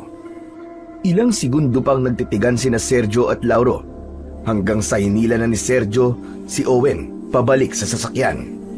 Habang pasakay sila, ay muli nilang narinig ang pagsasalita ni Lauro. Alam kong kay Basil kayo magtutungo, pero ipapaalala ko lang na kahit ang matandang yun ay walang laban sa akin, susundan ko kayo kahit saan kayo magpunta. Hindi na nila sinagot si Lauro at nagpatuloy sila sa pagsakay sa kotse. Agad na pinaandar ni Owen nang mabilis ang kotse niya, palayo sa gasolinahan at kay Lauro. Nang tuluyan na silang makalayo, ay nagpakawala ng isang malalim na paghinga si Owen. Yung pala ang Lauro na sinasabi mo. Yung pinuno ng grupo ng mga aswang na gusto kang patayin. Grabe ang kilabot na naramdaman ko nang makita ko siya. Ibig sabihin nun ay malakas ang pakiramdam mo na makatukoy ng aswang. Karaniwan, kapag aswang ang taong kaharap mo, ay kikilabutan ka at magtataasan ng balahibo mo nang di mo alam ang dahilan.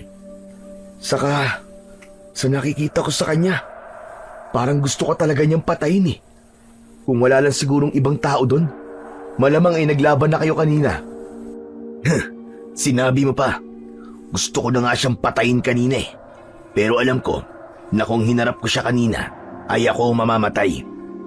Hindi ko pa kayang lumaban, Owen, lalo na sa kagaya ni Lauro na malakas na uri ng aswang. Kaya sana, makarating na tayo sa bahay ni Lolo Basil. Alam mo, naiintriga na talaga ako sa Lolo Basil mo na yan. Talaga bang matutulungan niya tayo? Oo naman. Hindi ko sasabihin sa'yo na sa kanya tayo pumunta kung hindi niya tayo matutulungan. Tumangu-tangu na lang si Owen at nagpatuloy siya sa kanyang pagmamaneho. Masakit na ang buong katawan niya dahil sa ilang oras na siyang nagmamaneho pero wala na siyang planong huminto hanggang hindi sila nakakarating sa kanilang destinasyon. Makalipas ang mahigit isang oras, ay tuluyan ng sumikat ang araw. Nakarating na rin sila sa baryo kung saan nakatira si Lolo Basil. Mula roon ay itinuro ni Sergio sa kanya ang daan patungo sa bahay ng lolo nito. Kaya hindi na gaanong nahirapan si Owen pagdating sa direksyon. Masyadong liblib ang baryo na yon. Magkakalayo ang mga bahay at halos lahat ng bahay na nakikita nila ay puro kubo. Maraming malalawak na palayan sa gilid ng daan at mga taniman ng iba't ibang gulay at mga punong namumunga. Hindi nagtagal ay pinahinto na siya ni Sergio sa tapat ng isang kubo na nakatayo sa isang malawak na bakuran. May ilang puno ng mangga sa paligid nun at mga iba't ibang halaman. Naunang bumaba si Sergio ng sasakyan. Sumunod na rin kagad dito si Owen at naglakad sila palipat sa kubo. Kumatok si Sergio at makalipas ang ilang segundo ay bumukas ang pinto at isang galit na matandang lalaki ang bumungad sa kanila. May dala itong mahabang patpat at pinaghahampas sila nito na ikinabigla naman ni Owen. Maganda buho kayo! Hindi ba't sinabi ko na kapag oras na nagdadasal ako ay ayoko ng istorbo? Mga buwisit kayo! Mga buwisit! Pasensya na, Lolo. Nakalimutan ko na oras nga pala ng pagdadasal niyo ngayon. Tama na po, aray! Lolo, tama na! Masakit po! Sergio! Abay, apo! Ikaw pala yan! Ano nangyari sa'yo? At ang tagal mong hindi nagpakita? Pwede po bang sa loob na lang po tayo mag-usap? Abay, sige. Teka, itong lalaking ito, kasama mo ba ito? Opo. Tara na po sa loob. Tumingin si Sergio kay Owen at tumango ito. Nang pumasok na ang matandang lalaki at si Sergio, ay sumunod na rin si Owen. Hindi ganon kalaki ang kubo. Meron yung maliit na sala, isang kwarto, kusina at banyo sa may likod. Maraming mga bote na may laman ng langis at mga pinatuyong dahon sa isang lamesa na nasa gilid ng sala. Naupo ang tatlo sa isang mahabang kawayan. Ipinakilala ni Sergio si Owen sa matandang lalaki na si Lolo Basil. Ikinuwento na rin ito ang nangyari mula sa pagkakadukot dito ni Lauro hanggang sa makatakas ito at matagpuan ito ni Owen. Pambihira! Wala ko kaalam-alam na dinukot ka na pala ni Lauro. Ang akala ko, Apo, ay nagpatiwakal ka dahil sa nangyari sa iyong nobya. Yan po ang hindi ko gagawin, Lolo. May takot po ako sa Diyos at isa pa. Hindi na ako makakapagiganti kina Lauro kung mawawala ako. Hindi ako papayag na magpatuloy pa sila sa kasamaan nila at patuloy silang mambibiktima ng mga inosenteng buhay. Tumingin si Lolo Basil kay Owen at matipid itong ngumiti. Salamat naman sa iyo, Owen. Salamat dahil tinulungan mo ang aking apo. Alam ko na hindi biro ang ginawa mo, lalo na't hindi mo naman lubos na kilala si Sergio. Walang anuman po yun, Lolo. Talagang matulungin lang po ako. At hindi ko po pwedeng pabayaan si Sergio, lalo na po sa kalagayan niya nang makita ko po siya. Bihira ang mga taong kagaya mo. Mapalad ang apo ko at ikaw ang nakakita sa kanya. Pero sa ngayon, kailangan ko munang magamot ang mga sugat niya bago pa ito magkaroon ng impeksyon. Agad na inihanda ni Lolo Basil ang mga gamit nito sa paglinis at paggamot ng sugat. Pinahiga nito si Sergio sa papag at inumpisahan ng linisin ni Lolo Basil ang malalalim na sugat ni Sergio. Gamit ang isang telang isinawsaw sa pinaghalong langis at pinakulo ang dahon, ay maingat na pinahiran nun ng matanda ang mga sugat ni Sergio. Si Owen naman ay nakatayo lamang sa isang sulok at nakapako ang paningin sa dalawa. Hindi pa rin siya makapaniwala sa bilis ng mga pangyayari. Kanina lang ay nasa kalagitnaan siya ng biyahe patungong pamamanhikan. Tapos ng sandaling yon ay nasa isang lugar na siya na noon lang niya narating. Pilit niya pa rin inuunawa ang mundo na unti-unting bumubukas sa kanyang harapan, habang sa kanyang dibdib ay naghahalo ang kaba, takot at paghanga sa katapangan ni Sergio. Matapos gamutin ni Lolo Basil ang mga sugat ni Sergio, ay nagmukha na itong mami sa dami ng benda nito. Sinimulan na rin nilang pag-usapan ang gagawin nila sa oras na umatake doon si Lauro at ang mga alagad nito. Kilala ko si Lauro. Matindi ang galit niya sa iyo, Sergio. Dahil ikaw ang umubos ng mahigit sa kalahati ng kanyang mga alagad. Malaking banta ka sa kanya, kaya gagawin niya ang lahat para mapatay ka. Nararamdaman ko na anuman sandali ay darating na siya rito. Kung ganon, kailangan po natin maganda, Lolo. Ako po ang mangunguna sa pagharap sa kanya. May personal akong galit sa kanya dahil siya ang dahilan ng pagkamatay ni Clarissa. Kaya ako rin ang dapat na tumapos sa kanya. Mariing umiling ang matandang lalaki. Sa tingin mo ba, ay hahayaan kitang makipaglaban sa kanya sa kalagayan mo ngayon? Masyadong maraming sugat at pinsala ang natamo mo mula sa pagpapahirap sa iyo ni Lauro. Kung pipilitin mo na harapin siya, ay baka tuluyang ka nang mamatay. Pero Lolo, hindi ko hahayaan na harapin niyo siya ng kayo lang.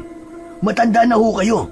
Mahina na rin ang katawan nyo at hindi na kayo gaya ng kabataan nyo. Kahit anong sandata o mutya ang gamitin nyo, ay hindi na uubra sa kanila.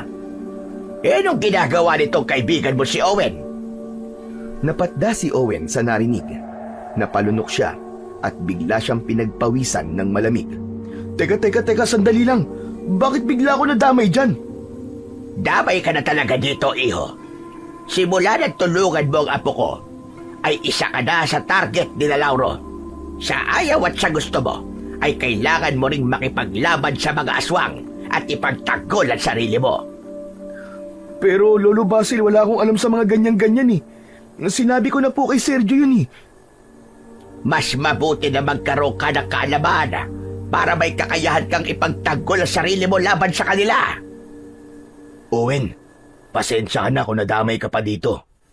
Hindi ko to gustong mangyari sa kahit na sino. Sergio, akala ko ba sabi mo ay si Lolo Basil ang makakatulong sa atin?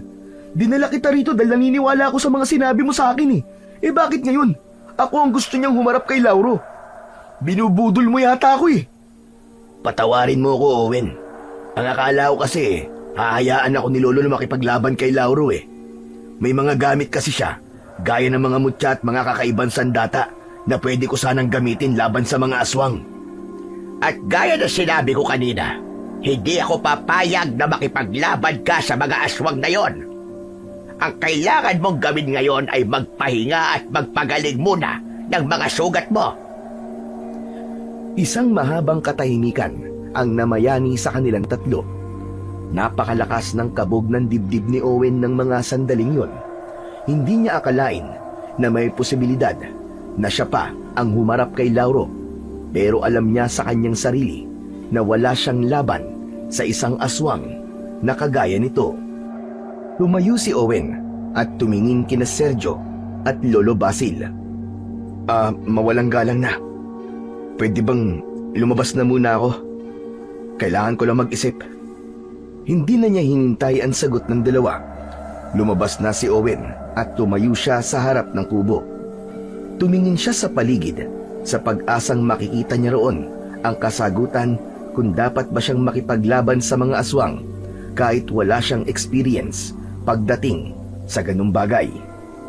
Ngunit ang pag-iisip ni Owen ay naputol nang makita niya si Lauro na papalapit sa kanya. May malaking ngisi sa labi nito. Naisipan niyang tumakbo pabalik sa loob ng kubo, ngunit sa hindi niya malamang dahilan ay nanatili siyang nakatayo roon. Huminto si Lauro sa tapat niya. Hindi nga ako nagkamali. Dito nga ang tungo niyo kay Basil. Ano nga palang pangalan mo? Owen. Ako si Owen, Lauro. Makikiusap sana ako sa'yo. Tigilan mo na si Sergio. May nagawa kayo namang hindi maganda sa kanya eh. Kaya sana ay ikaw na lang ang lumayo sa kanya. Nagpapatawa ka ba? Sa palagay mo ba ay papayag ako na basta na lang palampasin ang pagpatay niya sa mga alagad ko? Pero kinidnap mo ang nobya niya at pinagsamantalan. Dahil doon ay kinitil niya sarili niyang buhay. Buhay kong ibinalik ang nobya niya sa kanya. Hindi ko nakasalanan kung nagdesisyon yung tapusin ang buhay niya. Ngayon, nasan si Sergio? Iharap mo siya sa akin. Akmang magsasalita pa sana si Owen nang marinig niya ang malakas na boses ni Sergio sa likod niya. Ang lakas ng loob mo magpunta dito, Lauro! Gusto mo na ba talagang mamatay? Paglingon ni Owen ay nakita niyang palapit sa kanya sina Sergio at Lolo Basil. Tumabi ang dalawa sa kanya. Pinapatawa mo ko, Sergio. Sa tingin mo ba ay may laban ka sa akin sa kalagayan mo ngayon? At kahit ang lolo mo, ay sigurado ako na hindi ako kayang talunin. Matanda na siya at uugod-ugod pa. Hindi man kami makakalaban ng apo ko sa'yo, ay narito naman si Owen. Siya ang lalaban at papatay sa'yo, Lauro. Masyado kang hambog. Sisiguraduhin ni Owen na dudurugin ka niya at tatapusin na niya ang kasamaan mo. Natatawang tumingin si Lauro kay Owen. Nagulat naman si Owen sa sinabing yon ni Lolo Basil. Kung ganon, magharap tayo mamayang gabi. Dito mismo sa kinatatayuan natin. Ikaw na pala ang ipinagmamalaki ng baryong ito, ha? Sandali! Anong ako? Lolo, ang sabi ko'y mag-iisip muna ako eh. Yan ba ang sinasabi niyong tatapos sa akin? Nagdadalawang isip at duwag? Hoy! Hindi ako duwag ah! Hindi ba pwedeng mag-isip muna?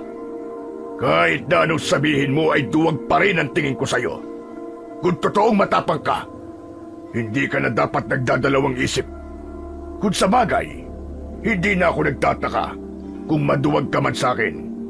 Marahil ay nararamdaman mo ang lakas ko at alam mong hindi mo ako kayang talunin. Labis na nainsulto si Owen sa sinabi sa kanya ni Lauro. Mariin niyang naikuyom ang mga kamay niya at matalim ang mga matang tinignan niya ito.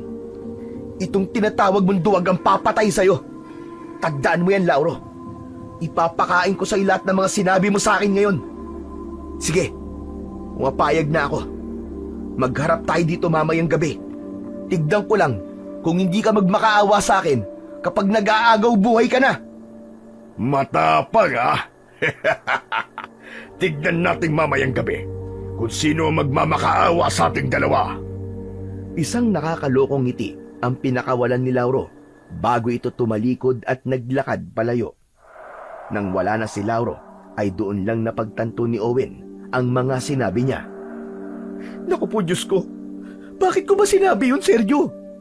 Anak nang, kailangan ko nang umalis. Hindi ko naman talaga siya kayang labanan eh. Kumalma ka lang, Owen.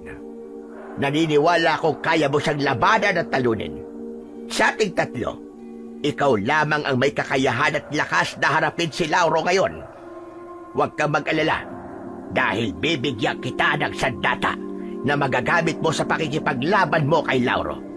Halika, sumunod ka sa akin. Nauna nang bumalik si Lolo Basil sa loob ng kubo, habang sina Owen at Sergio naman ay naiwan sa labas. Sergio, ang mabuti pa siguro'y bumalik na ako sa Maynila ngayon. Ayoko makipaglaban sa aswang. Nabigla lang ako sa mga sinabi ko kay Lauro. Hindi ko kasi matanggap na tinawag niya akong duwag eh. Ilang beses ko nang sinabi sa'yo, Owen. Hindi ka pwedeng bumalik sa pamilya mo hanggat hindi namamatay si Lauro. Mapapahamak ang mga mahal mo sa buhay. Gusto mo bang mangyari yon? Natahimik si Owen sa sinabi ni Sergio. Nakita niya sa isipan niya ang mukha ng mga magulang niya, pati na si Maureen. Nakaramdam siya ng takot nang mapagtanto niya na kung uuwi nga siya ay mapapahamak ang mga ito at hindi lang siya. Naisip niya rin na wala na siyang ibang pagpipilian kundi ang harapin si Lauro at sikaping mapatay ito para mailayo niya sa peligro ang mga mahal niya sa buhay. Tinapik siya ni Sergio sa balikat at sumunod na ito kay Lolo Basil sa pagpasok sa loob ng kubo. Napipilitan man ay pumasok na rin si Owen at sa sala ay nakita niya ang iba't ibang klase ng armas na nakalatag sa sahig. May iba't ibang hugis ng espada, palakol, itak, pana at buntot ng pagi na ang kulay ay ginto. Nakatayo sa tabi ng mga yon sina Lolo Basil at Sergio. Huwag niyong sabihin na kailangan ko matutunang gamitin ang lahat ng sandatang yan. Hindi, Owen. Mahihirapan ka kung lahat ng yan ay pag-aaralan mo.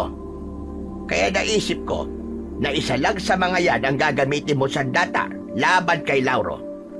Bumili ka ng isa. Huwag kang magmamadali. Pakinggan mo ang sinasabi ng iyong puso. Pakiramdaman mo kung alin sa mga yan ang may nararamdaman kang koneksyon. Marahang tumango si Owen at isa-isa niyang tinignan ang mga sandata. Lumuhod pa siya sa tabi ng mga yon at hinawakan niya ang mga yon isa-isa. Nang hawakan niya ang buntot ng pagi, ay may kakaibang enerhiya siyang naramdaman na biglang dumaloy sa kanyang katawan. Tila isa yung kuryente na mabilis na kumalat sa iba't ibang parte ng kanyang katawan.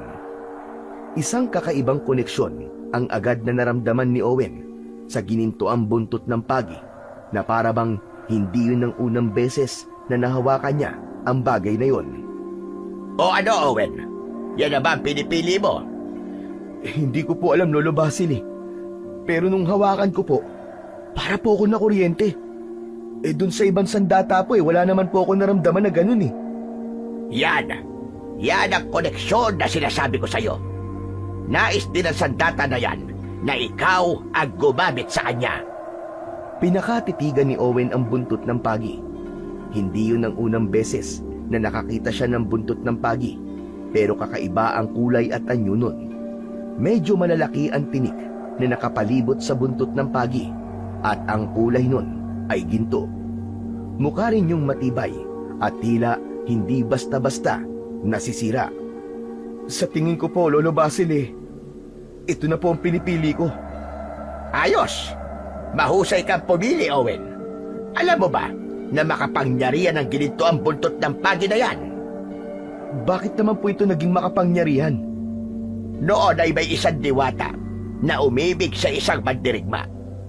Nang mapatay na mga aswang ang mandirigmang yon, ay ginamit ng diwata ang kanyang huling lakas para gawing ginto ang buntot ng pagi na mula sa isang dambuhalang pagi sa karagatan. Ang buntot ng pagi rin na yon ang dating ginagamit ng mandirigmang iniibig niya sa pakikipaglaban.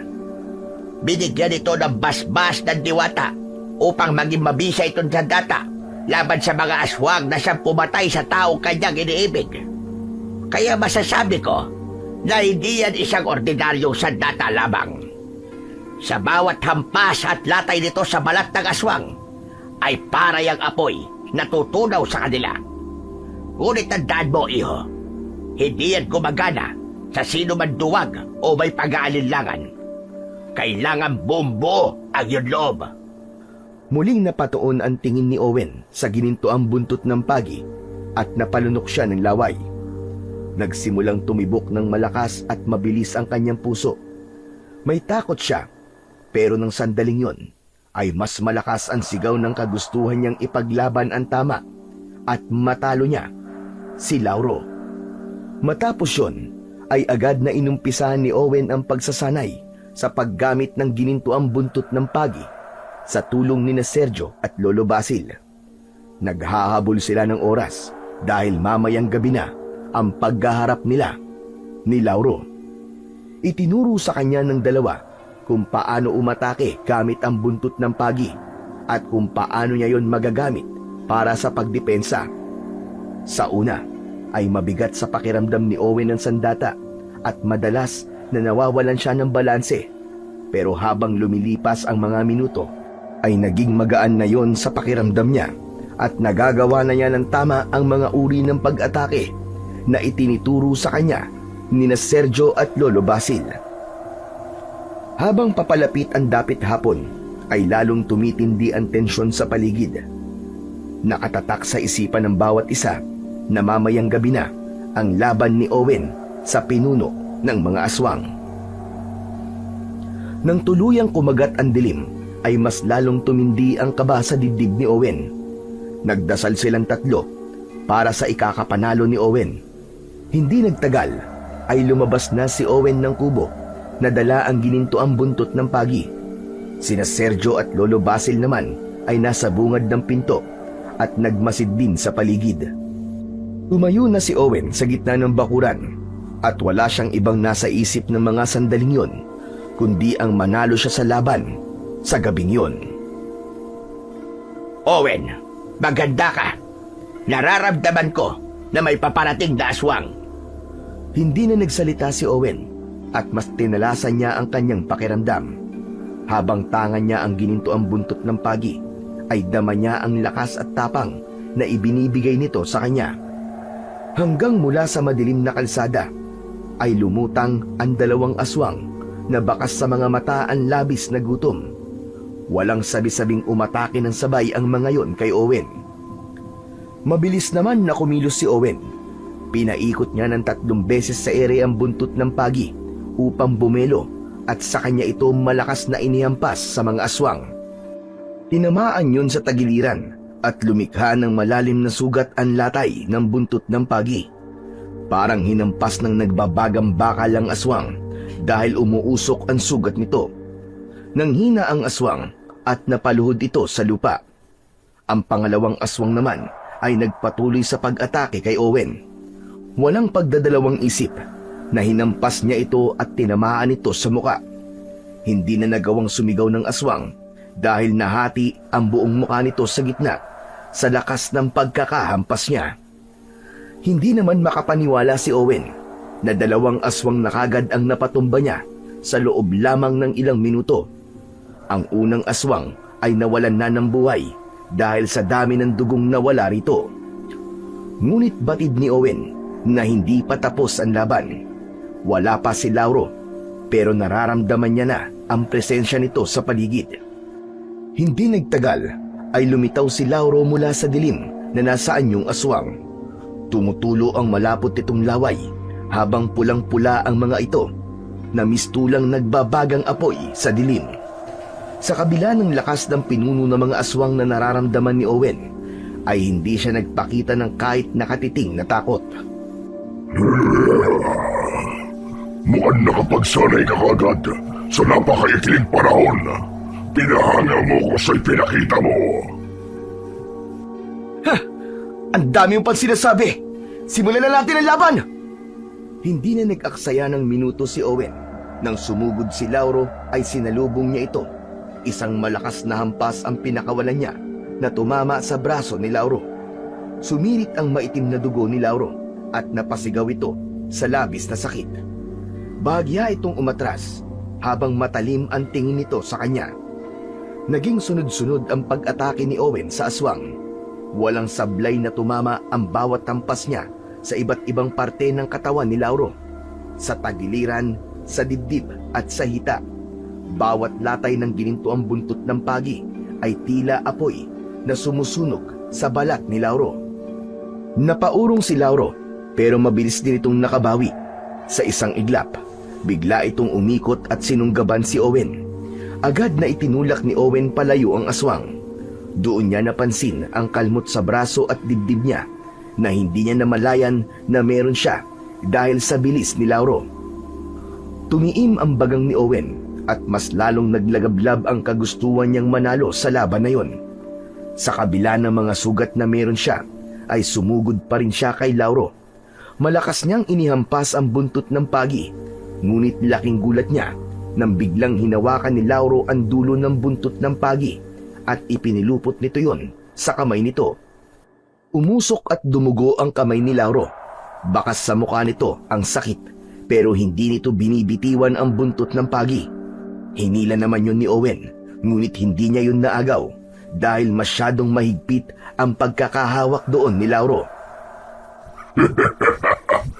Ito lang naman ang dahilan kung bakit nakakalaban ka sa akin ngayon. Paano kaya kung wala na ito sa'yo? Buong puwersang hinila ni Lauro ang buntot ng pagi. Nanlaki ang mga mata ni Owen nang kumawala sa kamay niya ang kanyang sandata. Nang tuluyang makuha ni Lauro ang ginintuang buntot ng pagi, ay itinapon nito yon sa malayo. At bago pa man makuha muli ni Owen ang buntot ng pagi, ay mabilis na siyang nasunggaban ni Lauro. Pahigang bumagsak si Owen sa lupa at agad na pumaibabaw ang aswang sa kanya. Lolo, kailangan kong tulungan si Owen. Ilalagay mo lang ang sarili mo sa panganib, Sergio. May tiwala ako kay Owen. Alam kong matatalo niya si Lauro. Nakakalokong tumingin si Lauro kay Owen habang hawak nito ang mga kamay niya. Hindi ang isang kagaya mo ang tatapos sa akin. Ha! Mamatay man ako ngayon. Sigurado ako na hindi magtatagal ay susunod ka rin sa akin. Ngumanga ng malaki si Lauro. Nakita ni Owen ang matutulis nitong mga pangil. Ngunit nang akma ng sasakmali na siya nito sa leeg, ay isang tao ang mabilis na lumapit sa likod ni Lauro. Isang malapad na bato ang dala ng taong yun at ubod lakas nito yung inihampas sa likod ng ulo ni Lauro. Padapang bumagsak si Lauro sa lupa at nagkaroon ito ng malaking sugat sa ulo. Itinulak ni Owen palayo si Lauro at laking gulat niya nang malaman na si Maureen ang taong humampas ng bato kay Lauro. Maureen? Anong ginagawa mo rito? Paano mo nalaman na nandito ako? Ano pa ba? Eh di dahil sa GPS, tumayo ka na nga dyan at tapusin mo na ang aswang na yan. Inabot ni Maureen kay Owen ang ginintuang buntot ng pagi. Marami pa sanang gustong itanong si Owen kay Maureen, pero isinantabi muna niya yon. Kinuha niya ang buntot ng pagi matapos niyang tumayo. Mabilis na tumakbo si Maureen papunta kina Sergio at Lolo Basil. Marahang tumayo si Lauro at bago pa man ito makagawa muli ng pag-atake, ay paulit-ulit na itong pinaghahampas ni Owen ng ginintuang buntot ng pagi. Tumama yon sa mukha ng aswang, sa dibdib at sa tiyan nito. Paurong ng paurong si Lauro hanggang sa buong puwersa niyang hinampas ang leeg nito. Bumaon ang maliliit na tinik ng buntot ng pagi sa leeg ni Lauro at malakas siyang hinila ni Owen. Isang malaki at malalim na hiwa ang iniwan nun sa leeg ng aswang. Sumirit ang masaganang dugo sa leeg ni Lauro habang pilit nito yung pinipigilan gamit ang kanyang kamay. Napaluhod si Lauro. Matalim ang mga matang tinignan ni Owen ang unti-unting pagkaubos ng buhay ng aswang. Hindi nagtagal, ay tuluyan na ngang bumagsak sa lupa si Lauro. Hindi na ito gumagalaw at hindi na humihinga. Nang masiguro ni Owen na patay na talaga si Lauro, ay may sayang lumukob sa kanya. Alam niya na sa pagkakataon na yon ay tapos na ang banta sa buhay nilang lahat. Patay na ang aswang. Wala na siyang aalalahanin na meron pang muling susunod na aswang sa kanila. Nakangiti siyang humarap kina Maureen, Sergio at Lolo Basil. Si Maureen ang unang lumapit sa kanya at mahigpit siya nitong niyakap. Ang galing-galing mo, love! Sobrang galing mo! Salamat, love. Pero kung hindi ka dumating, malamang kwento na lang ako ngayon. Magpasalamat ka kasi sakto ang dating ko. O ano, love, siguro naman naniniwala ka na ngayon sa akin na may aswang na humahabol sa amin. Oo na. Sorry ha, kung di kagad ako naniwala sa'yo. Mabuti na lang at naisipan kong i-check sa tracker na in-install natin sa mga cellphone natin ang location mo. Kaya after ng huli natin pag-uusap sa cellphone, ay kumilos na kagad ako at pinuntahan ko ang location na kinaroroonan mo. Matapos ang mainit na yakap ng dalawa, ay humiwalay na muna si Owen kay Maureen. Magkahawak ang mga kamay na lumapit sila kina Sergio at Lolo Basil. Lolo Basil, Sergio, salamat po sa pagpapalakas ng loob ko. Kung hindi po dahil sa inyo hindi ako magkakaroon ng tiwala sa sarili ko na kaya ko palang talunin sa isang laban ang isang pinuno ng mga aswang. Hindi, tol. Mukhang likas na sa'yo ang pagiging mandirigma. Ayaw mo bang sumailalim sa pagsasanay para mas maging mahusay ka? Naku, hindi na. Mas gusto ko ng tahimik na buhay Naiintindihan ko. Pero labis kaming humahanga ni Lolo sa galing mong makipaglaban. Salamat dahil maging kami ay iniligtas mo rin. Ngayong wala na si Lauro, sigurado ko na hindi na magkakaroon pa ng lakas ng loob ang mga alagad niya para umatake. Hindi na rin nagtagal doon sina Owen at Maureen. Matapos na magamot ni Lolo Basil ang mga sugat ni Owen, ay umalis na sila roon para bumalik na sa Maynila. Ibabalik sana ni Owen ang ginintoang buntot ng pagi kay Lolo Basil. Pero nagdesisyon ang matandang lalaki na tuluyan na yung ibigay sa kanya upang kung sakaling may panganib ng aswang sa buhay nila, ay meron siyang magagamit na mabisa at malakas na sandata. Pagkatapos ng lahat ng nangyari, ay hindi na itinuloy ni Owen ang pamamanhikan sa pamilya ni Maureen. Sa halip na pagdesisyonan nilang magpakasal na ng diretsyo sa isang simbahan. Isa sa mga naging saksi sa pag-iisang dibdib ni na Owen at Maureen, sina Lolo Basil at Sergio, na personal nilang inimbitahan na dumalo. Naging kaibigan na nila ang dalawa at naging madalas ang kanilang pagkikita para magkwentuhan at balikan ang mga alaala ng kanilang pinagdaanan. Sa kwarto ni na Owen at Maureen ay nagpagawa ng isang glass cabinet si Owen at doon niya inilagay ang ginintuang buntot ng pagi. Para kay Owen ay hindi yun isang display o palamuti lamang, kundi isang paalaala ng kanyang katapangan at ang minsang pagtulong niya sa isang taong nangangailangan. Bukod doon, para kay Owen ay simbolo rin yun ng tagumpay ng liwanag laban sa kadiliman.